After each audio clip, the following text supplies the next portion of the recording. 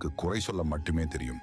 குறை சொல்லும் வாய்களை செங்கல் வைத்து அடைத்தாலும் அது செங்கல் சரியில்லை என குறை சொல்லுமாம். வாழ்க்கையில் விழுந்து விடுவோமோ என தயங்காதே. தாங்கி பிடிக்க உன் அப்பனீசன் இருக்கிறேன் என நம்பு. எந்த சூழ்நிலையிலும் உன்னை கைவிட மாட்டேன். வாழ்க்கையே மிக போராட்டமாக இருக்கிறது. ஏன் எனக்கு இவ்வளவு கஷ்டங்கள் என்று எல்லாம் புலம்பாதே. கடினமாக இருக்கும் பாதைதான் அழகான இடத்திற்கு உங்களை அழைத்துச் செல்லும். இன்று இருக்க கஷ்டம் நாளை சந்தோஷமாக மாறும்.